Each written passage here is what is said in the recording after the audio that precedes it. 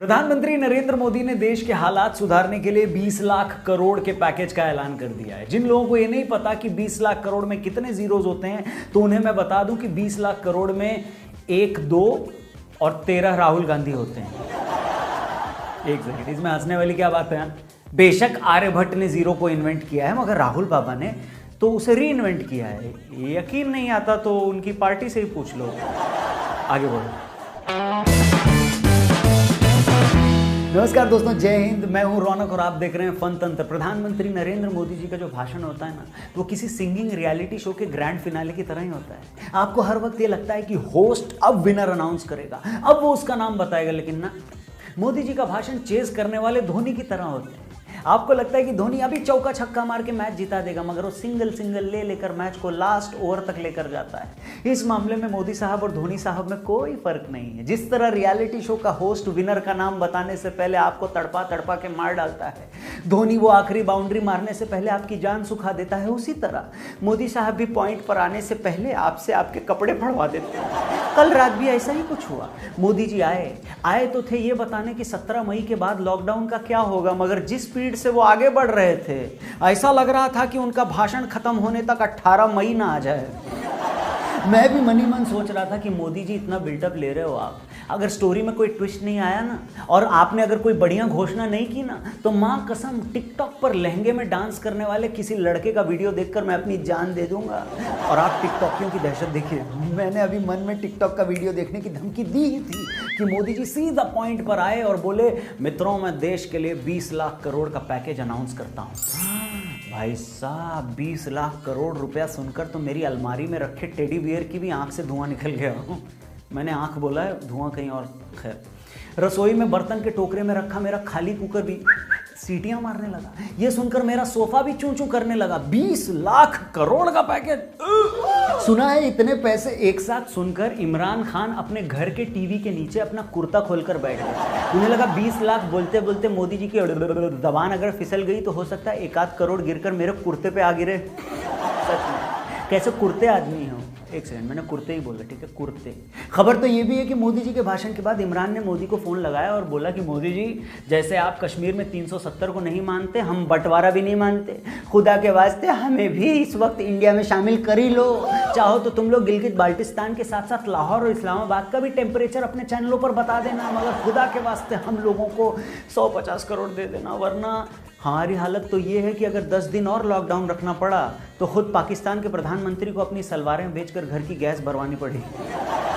खैर, ये तो हुई मजाक की बात, पर सच ये है कि अगर वाकई 20 लाख करोड़ रुपए की मदद लोगों तक पहुंचती है तो सच में कमाल की बात हो जाएगी।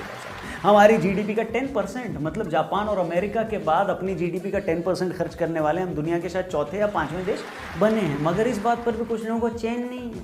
मध्य प्रदेश कांग्रेस का एक ट्वीट आया जिसमें उन्होंने कहा कि मोदी जी, जीडीपी का सिर्फ 10%, हमें तो अपनी जीडीपी का 50% खर्च करना चाहिए। ये तो वही बात हो गई कि जो बच्चा कल तक अपने पापा से शिकायत कर रहा था कि पापा आप मुझे साइकिल नहीं दिला रहे हो, आज उसके पापा अचानक से ऑडी दिलाने की बात किए तो वो ज़मीन पैर पर पटक कर रोने लगा कि पापा क्या ऑडी की बात करते हो, लाना था तो जैगुआर लाना था। वही कुछ नेता जो कल तक इस बात का रोना रो रहे थे कि सरकार आर्थिक पैकेज का ऐलान क्यों नहीं करती, वो अब ये कहने लगे कि सरकार इतना पैसा लाएगी कहाँ से, पैसे क्या पेड़ पे उगते हैं क्या रे बाबा। सच में यार, ये वही लोग हैं जिनके लिए अगर मोदी जी किसी दिन बोल देना कि भाई साहब आप तो बड़े ही भले आदमी हैं, तो यही लोग पलट कर कहेंगे ज़्यादा बकवास नहीं करो, हमें नहीं पता क्या, हम 1 नंबर के घटिया लोग हैं, हमें भले कैसे बोल दिया आपने। एक बात और नोट किया आपने, मोदी जी ने भाषण में जिस तरह बार बार आत्मनिर्भर होने की बात कही थी, बार बार लोकल शब्द पर वो जोर दे रहे थे, बहुत से लोगों को ये लगा कि वो इनडायरेक्टली चीन की मम्मी दीदी कर रहे हैं। ऐसा बोलकर वो यही कहना चाह रहे थे कि भाई लोगों, अगर इस चमगादड़ भक्षी और सुअर गोश्त प्रेमी चीन को सबक सिखाना है, अगर अगली दिवाली अपने देश में बनी लड़ियां लगानी है और अपनी लड़ियां लगाकर चीन की लंका लगानी है, तो हमें अपने ही देश में चीज़ें बनानी हैं। मोदी जी जितनी बार लोकल बोल रहे थे, देश की जनता को उसमें CKMKB सुनाई दे रहा था।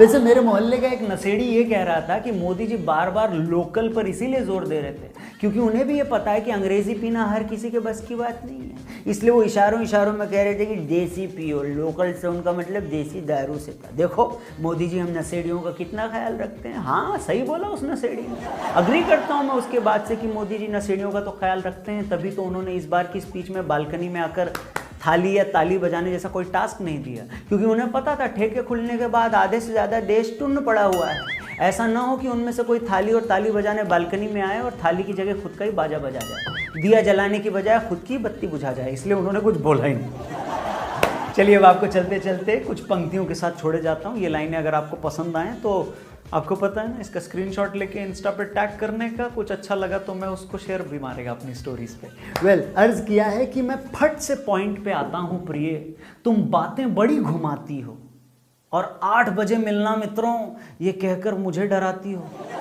8 बजे वाला भाषण बहुत खतरनाक होता है। कि मैं मेहनत से कमाता हूँ और तुमने हरदम बस बटोरा प्रिय, मैं मोदी का वो पैकेज हूँ तुम इमरान खान का कटोरा प्रिय।